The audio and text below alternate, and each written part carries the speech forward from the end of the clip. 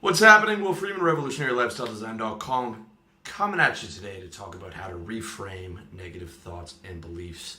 And this is going to be a really, really important one. It's also one where I recommend you checking out the article because there's a lot of information. And I want you to be able to watch the video without having to take notes. Check out the article over at RevolutionaryLifestyleDesign.com. So, without further ado, like everyone on this planet, you want to be as happy as possible, as much of the time as possible. But like most people, you probably don't have happiness as your primary priority. Maybe you do, if you've been listening to a lot of my stuff lately. Or maybe you think you do, but in reality, you find yourself constantly sabotaging your happiness by slipping into doubt, despair, depression, regret, all these other unproductive negative thoughts. Because without happiness as a priority, it's very easy to slip into negativity and you suffer a lot more than you have to do in this life, and it's not fun.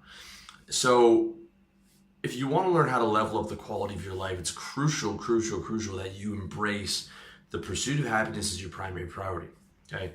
And not just as a concept that sounds nice, but as an actual, like, you wake up every day ready to reframe negative thoughts, ready to go out the day with positive energy, ready to get things done, ready to be moving forward towards, getting wins all day long. You have to embrace that.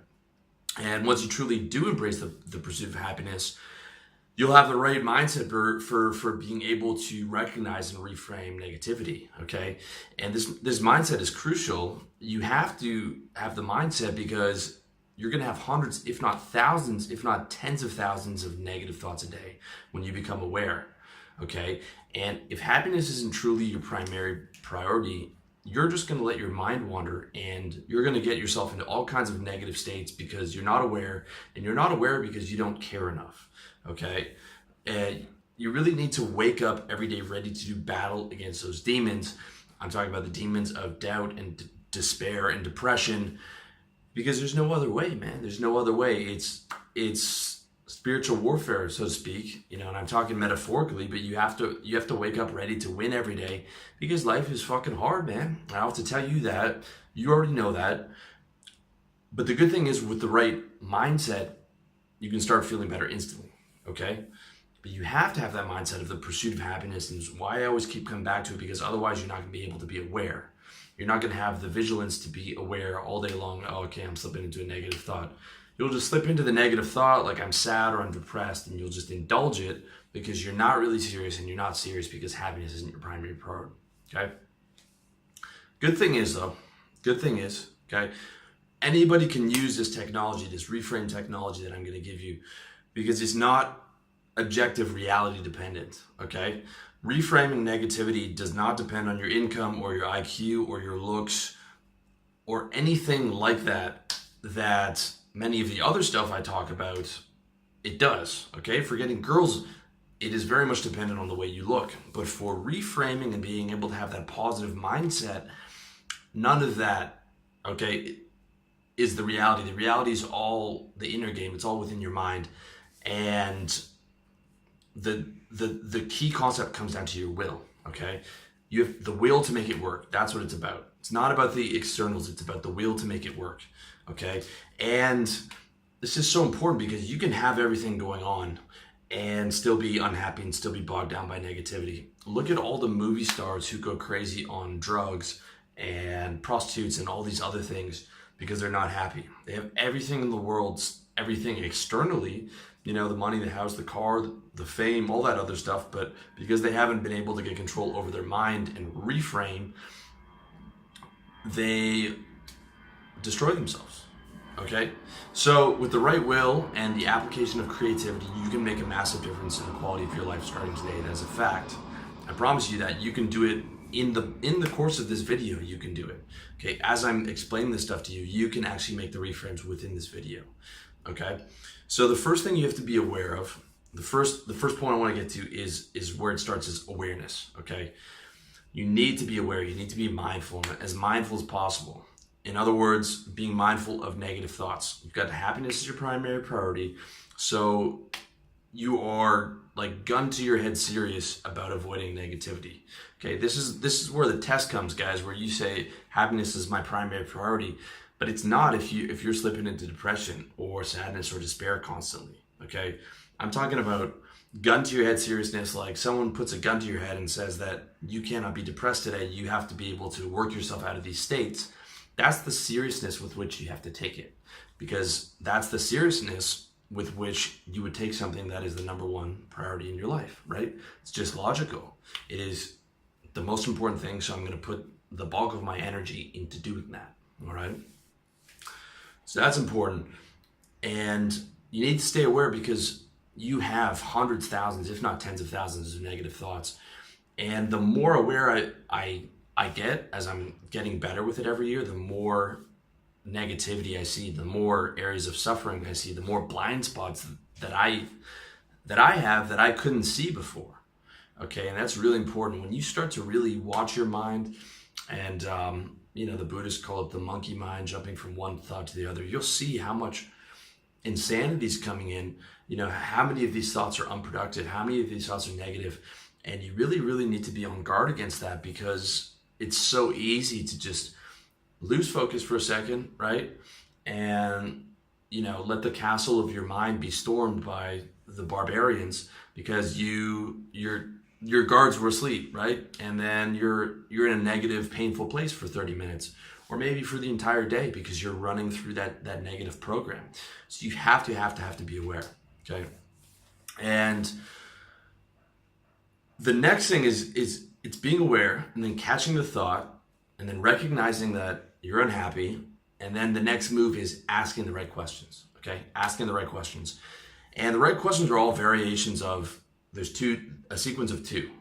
Why am I unhappy, and what do I have to do to feel better, right? I'm aware if I'm unhappy, right? Awareness. Why am I unhappy? What do I have to do to feel better?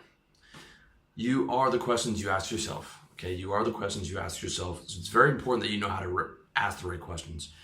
If you want to see my exact breakthrough in all the questions that I use for that, check out the How to Change Your Life by Changing Your Questions video and article on YouTube and over at my site. And once you ask the right questions, that's how you prime yourself for the right reframe. So the right questions are variations of why am I unhappy and what do I have to do to feel better.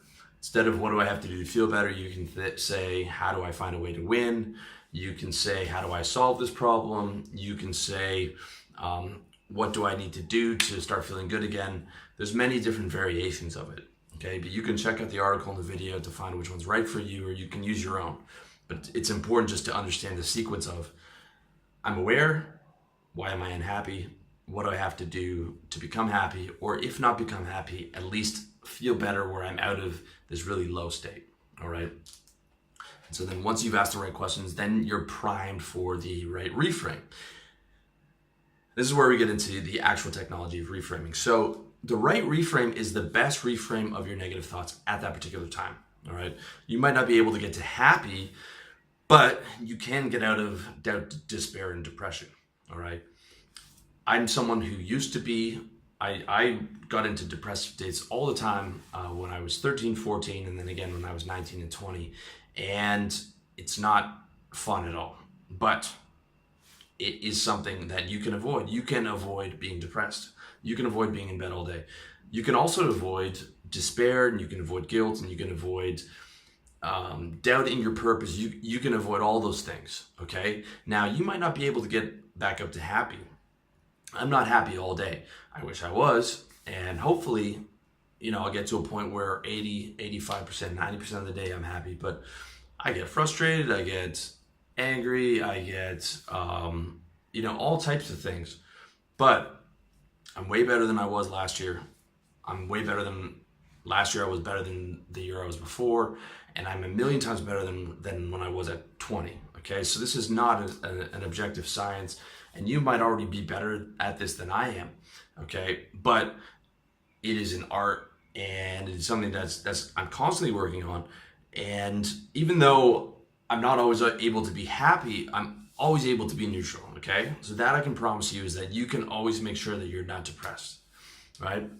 The last time I remember being sad was like 4 days ago on my bike. It was the first time I had a real moment of sadness that I can remember this month, and it lasted about an hour. Really, it came down to I felt physically nauseous because my stomach was upset, and that cascaded into a bunch of sad thoughts that I let in. Wasn't able to shake it off. Took me about 45 minutes. Got back home, had some food, got my blood sugar back up. I was fine. That was the longest period of sadness, uninterrupted sadness that I had in this month, and maybe in the last 2 months. Okay, and that's one of the worst cases that I'm talking about. Okay, but the average during the day, I'm at least up to neutral, at least, if not feeling better than that. Okay, so reframing or state management is the most important skill there is. In practice, it's much more effective than any type of therapy, and I'm going to tell you why. Because therapy, outside of cognitive behavioral therapy, which is really good and really effective, oftentimes deals with the past. Okay, and the past no longer exists.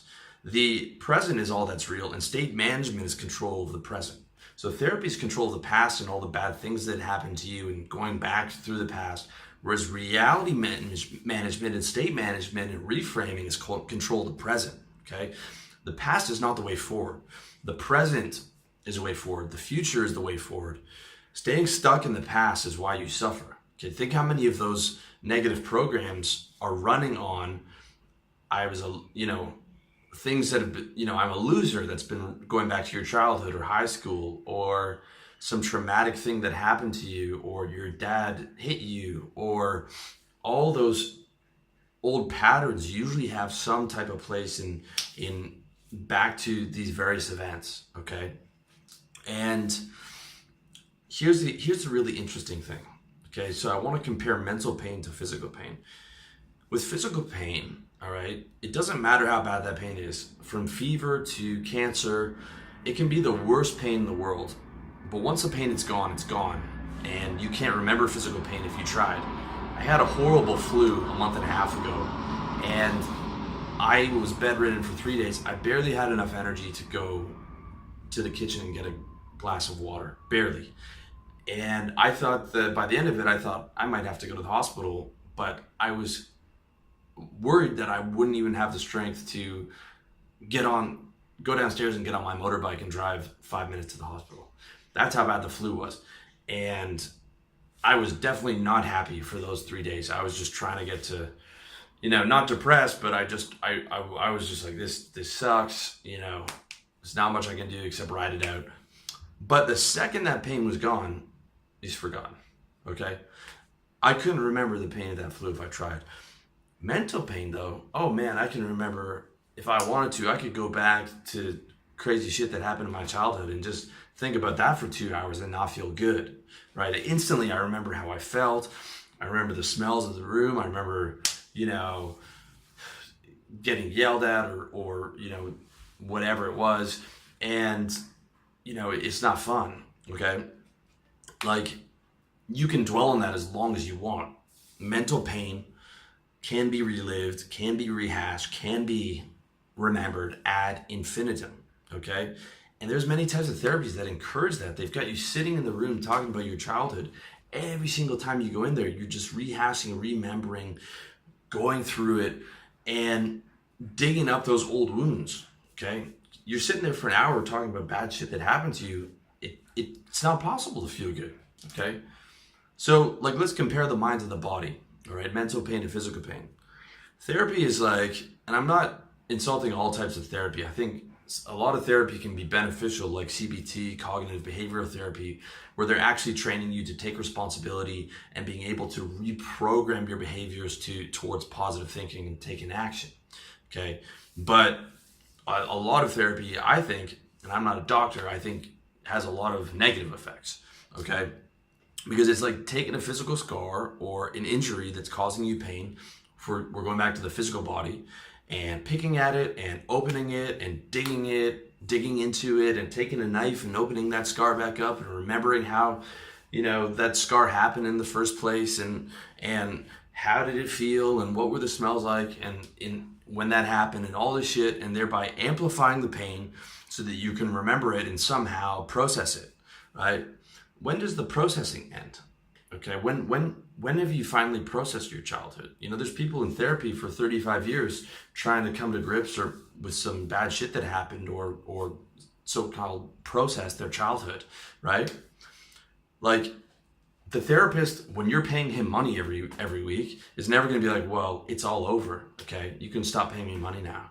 No, he's going to be like, you have to keep coming back to be better, right? Because if everyone did that, he wouldn't have a business, okay? Reframing, as opposed to the therapy of going into the past, and we're still talking about the physical body here, it's like taking the same physical scar or injury that's causing you pain and taking the right medicine or doing the right stretches to remove the pain and feel good in the present moment. So I stretch out my back and my shoulder every morning so that, you know, I get up from 80% mobility to my shoulder to 100% mobility because of an old injury 15 years ago. I could sit there digging into that injury all day and thinking about it, but really I just do my stretches, get it going, get it immobilized, and I'm ready to go. Okay? So it's the reframing is about what to do in the present moment to feel better. And it doesn't matter what the thought is. Okay? It doesn't matter if it's childhood, it doesn't matter any of that. It doesn't matter about processing. It matters, the only moment is now. The only moment is the present moment. So why would we at any time choose to feel negative? Why, when we can choose to feel positive, or at least work towards feeling positive? Okay? So the game-changing revelation comes when you recognize that you choose how you feel. Negative thoughts only have the power to hurt you if you let them. Okay? It doesn't matter how bad the thought is or what happened to you. You always have control over how you feel. All right? You have the choice to be positive or negative, and when you're negative, you are choosing to be negative. All right, so every time you're negative, you're choosing to suffer. Okay, it's like those people who they read something and they freak out and they say, "You triggered me, and there should have been a trigger warning for this." No, you triggered yourself. You have control over your emotions, right? Someone can stand in your face and get angry, and you can choose not to be angry at it, right? Or you can choose to be angry. The choice is yours. Okay, you have control over your emotions at all times. You might have an initial, like if you're driving your car and someone cuts you off and you get scared, like, oh shit, an initial fear, but impulse. Then you become aware of the fear and you're like, deep breath, okay, it's over, didn't hit anybody, I'm okay, carry on with my way. Same thing with an angry thought that comes up. You'll think about something that happened in the past and be like, that motherfucker, fuck this guy, how dare he talk to me that way? And then you're like, whoa, what am I getting angry with? You know, why am I angry? Right? Let's calm it down. Let's bring it back down. Okay? Because I'm in control of this. I'm in control of the management of my reality. My reality, I'm the CEO of Me Incorporated. Okay? And I am the head manager of the inputs of my reality. Okay, that's a game-changing revelation, and you have to really internalize that, because negative thoughts only have the power to hurt you if you let them. And it doesn't matter how bad the thought is or what happened to you or whatever trauma happened to you. I mean, it could be some really horrible stuff, but that's all gone. That's in the past, right? It's not happening to you right now. And you don't have control over what happened to you 20 years ago, but you have control over right now. You have control over whether you're going to let that torture you, like you've been letting it torture you for 20 years or 15 years or 10 years, or you're just going to catch the thought, reframe it in the instant. That's what it's about, man. So you have the choice to choose positive or negative at all times. When you're being negative, you're choosing to be negative. Okay, so with that said, I want to get into the specific types of reframes. So there's two major types of reframes. There is the unproductive negative thoughts that don't need action, and there's the negative thoughts that require action. So the first part of unproductive negative thoughts that don't need action, there's two ways to handle that, okay? Again, check out the article because I know this is a lot of information. So unproductive negative thoughts that don't need action, the first way to deal with those is ignore. So this is just for like low-level negative thoughts. The best reframe is just ignoring it. So thoughts like, I'm tired and I should stop working. Around 2 o'clock, I'm starting to get a bit of a lull. I'm starting to get an energy lull. And I'll think, man, why don't I just lie down and stop working for the day? I'm tired, right? But the next thing I say is I just ignore that thought. It's like an annoying guy at the bar who comes up to you and it's like, no, I'm busy. Okay, no, no, no, no, no, no, can't talk right now. Or eventually if the thoughts just persist, I'm just like, fuck off, right? Sounds crazy to tell a thought to fuck off or just to say no, but it actually works. It's just like, no, I'm ignoring that. I'm just tunnel vision. I'm in my work mode. I'm not going to lie down. I'm not that tired. I'm going to power through. Okay. That's the first one is ignoring. And you can do that for just like low level thoughts, the ones that don't really sting you. They're just sort of like annoying, like, you know, I'm tired. I should quit on the elliptical. Nope, not gonna do it. Oh, come on, Will. You've been on this thing for 30 minutes. Let's give yourself a break. Nope, not gonna do it. Right. So that's the ignoring. The second way is the focus change. And changing focus is an excellent way to reframe negativity. It's probably my favorite way. And my favorite way of doing that is the focus change of just going back to work. So when I catch myself in negative thoughts, I go to reframe is just going back to the mission. Going back to the mission, right? If I'm thinking about, I'm sad about something or I'm feeling a bit low and I'll catch it. I'm like, okay, let's move over here. Let's put the computer on top of the table here. Let's stand up. Let's take a deep breath and let's go back into my mission, right? And within 2 or 3 minutes, once I got back to work and I changed the focus, I've forgotten what the negative thought was and I won't even remember it. Instead of trying to wrestle with it, it'll just be gone.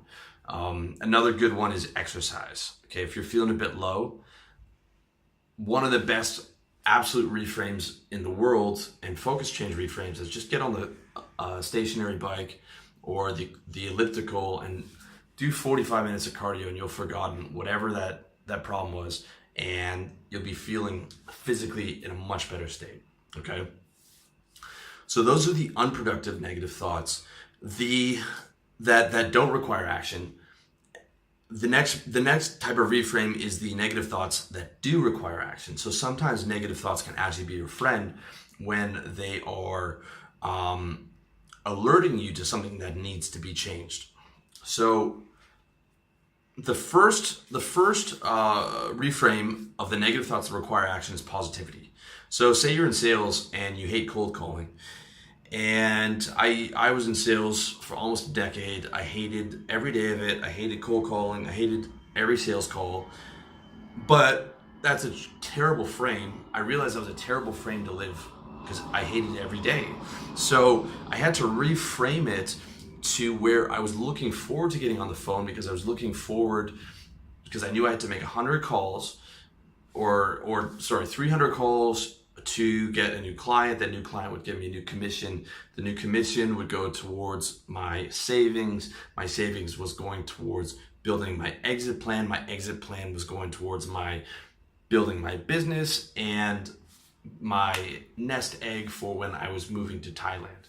Okay, so I created a reality where every action that I did, even though I hated it, was going to a positive place. So that was able to get me motivated to go through the door and just be like, just gonna get through another day, gonna get through another 100 cold calls. That's gonna get me closer to my goal, get me closer to more money, get me closer to reinvesting in the business, and get me closer to going to Thailand where I can live full time on my business.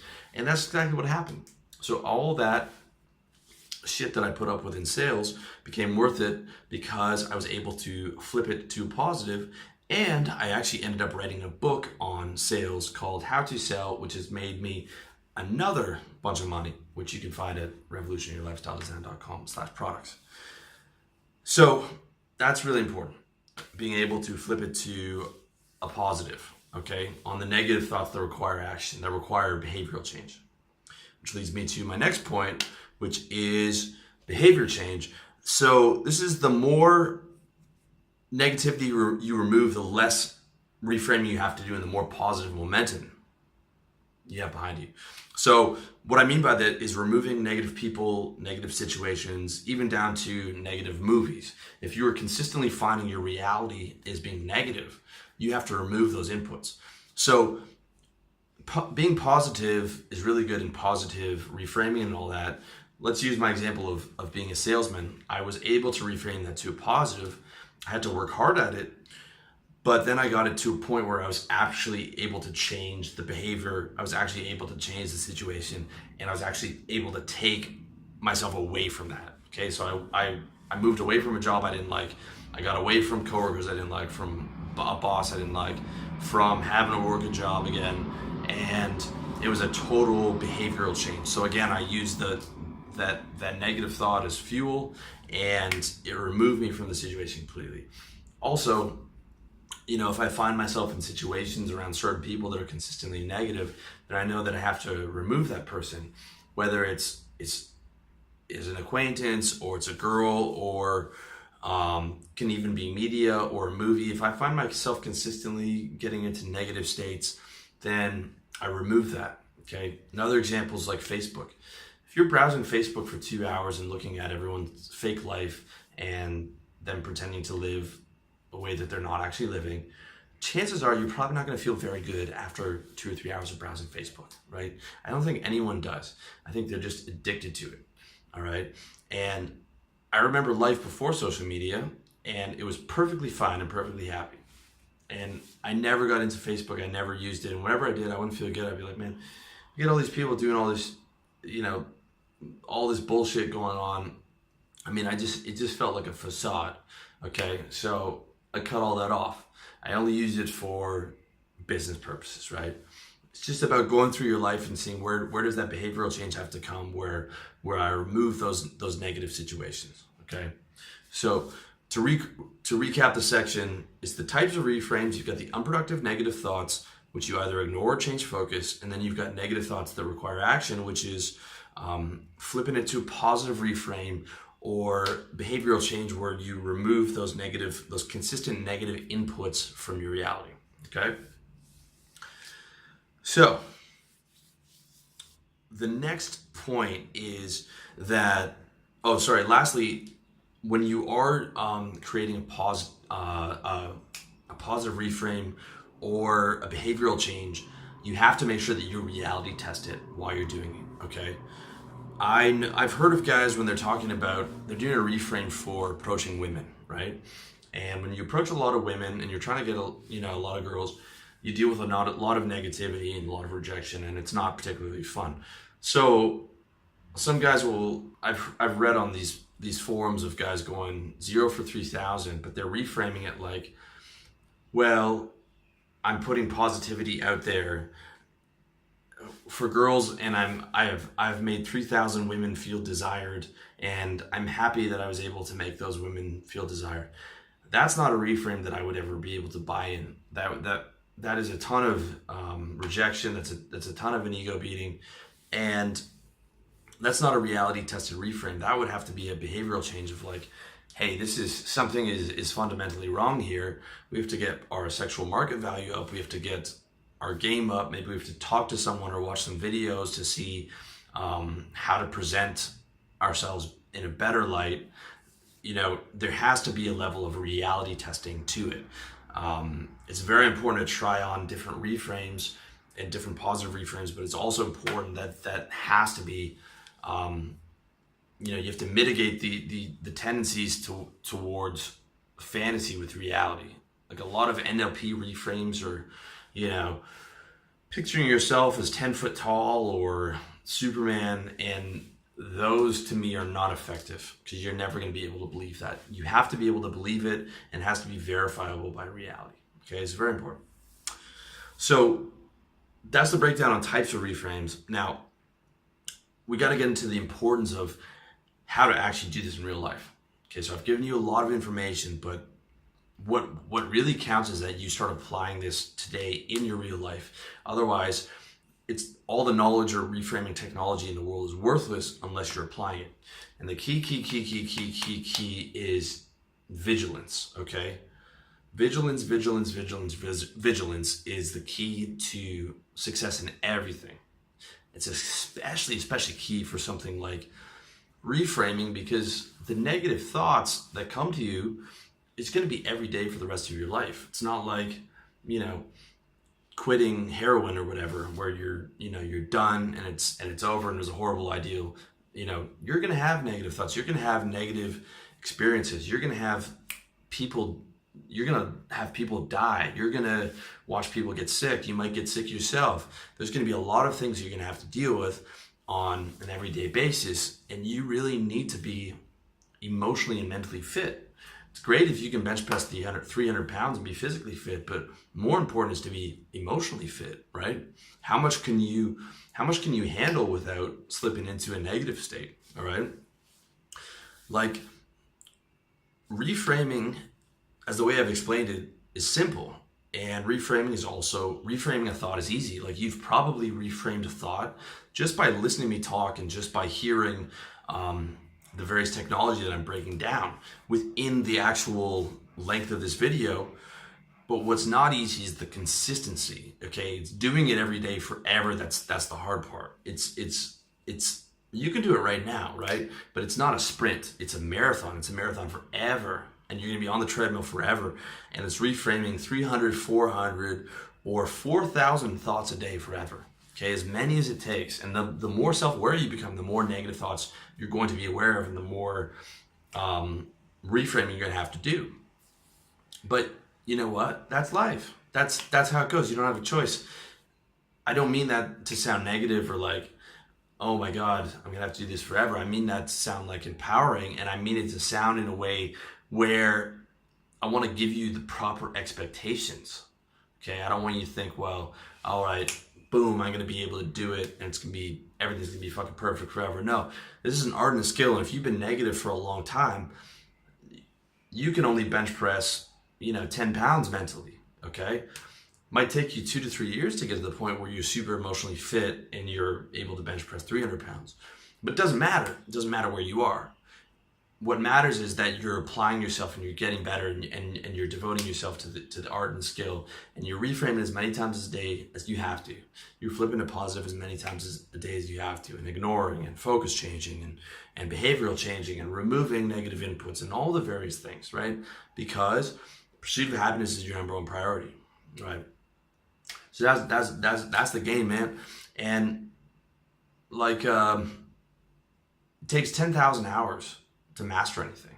Okay, if you're new to like reframing, then it's 10,000 hours is what it's going to take. It might take you 3-4 years to get to operating at a high level, but you don't have to suffer until then. What I'm saying is this: okay, yes, it does take a lot of work, but you're going to be feeling better in the whole process. Starting today, you can be feeling better, right? It's not like you have to suffer a lot to get there. It's like in that actual journey of reframing, you're feeling better and better and better and better. And that can start today, right? You can start today with whatever, reframing whatever you have going on, which leads me to my next point, which is having what I call reframe stacks or reframe patterns ready to go for your big problems, okay? Your most persistent negative patterns could be fear of sickness, fear of death, could be some type of emotional or physical abuse you had in your childhood, could be the fact maybe you don't have money, could be about not having women. Whatever your top 5 or 10 biggest problems are, your most consistent negative loops. And I actually did a video and an article on it called how to handle your recurring problems. And what I recommend is sitting down and writing down your 10 most negative recurring problems that you have every day and the solutions that you're going to find to that. Whether it's a solution of taking action or changing your lifestyle choices, or just, okay, this happened to me in the past. What is the reframe I'm going to use when this comes up consistently? Because this is consistently putting me into a negative state. So what is the reframe? What is the key reframe that I'm going to use to flip it into positivity? All right. And it doesn't matter if you have to sit there for an hour to find it. You're just using your focus and your creativity, and you're reality testing them. And you're saying, can I believe that? And I'm going to be able to say that every day. And is that going to work for me every day? And you just keep pushing at it till you have those big ones solved. Okay. It's very, very important. And I would recommend that you sit down and do that. I've done that myself. I've got a list of all kinds of reframe stacks that I use. I'm very aware of when I'm in negativity. I'm constantly working on staying out. And it's made such a massive difference in my quality of life that I can't even, it's hard in words to describe how powerful this stuff is if you apply it. Okay. So that comes down to really the keys to successfully reframing a thought is creativity, willpower, having that stack of reframes, being consistent, being vigilant. All that stuff is going to make it pure success. Okay. And it's both an art and a science. So like reframe stacks and the types of reframes to use, and awareness is kind of a science, but the art comes with like, which reframe am I going to use? How do I find the solution to this? How do I use my creativity to this? And which one do I use at which time? Do I need new reframes? You know, it's a combination of the two. But at the end of the day, it is a skill. So don't think just because now you know how to do it that you're all of a sudden going to be Tony Robbins. I'm not Tony Robbins, okay? But I'm working on it. I'm working on getting to a place where, you know, every year I'm getting better. Every month I'm getting better. I'm consistently getting happier. But you recognize that it's a skill, and you know you're laying the groundwork. Don't think that you're going to go into the gym having never worked out and bench press 300 pounds, okay, and be super physically fit. It's just the same with your emotional fitness, right? If you're starting from ground zero, you might be bench pressing 10 pounds, or maybe you're really advanced and this video just gave you a couple extra tweaks that's going to really accelerate you. Whatever it is, you got to recognize where you're at and have those, you know, manage those expectations to some degree. Okay, it's really important. So, in summary, how to reframe negative thoughts and beliefs: consistent awareness, asking the right questions, doing the actual reframing technology, being vigilant, sitting down and creating your reframe stacks for your top 10 recurring problems, and following a game plan. That's it, man. I know it was a lot of information, so remember to check out the article at revolutionarylifestyledesign.com. This is one you might want to clip with your Evernote clipper and save in your Evernote, where you got all your important information for you to refer to from time to time, especially if you find yourself slipping. That's what I do. I keep all my important shit in my Evernote. So thank you for watching the video. Thank you for listening on SoundCloud or iTunes, or if you're watching this on Facebook, wherever you're getting this content, revolutionarylifestyledesign.com/products. Check me out. And I hope you found it useful. If you have any questions or any comments, let me know on the YouTube comments or on the comments over at my site. And I wish you all the best in your personal development journey.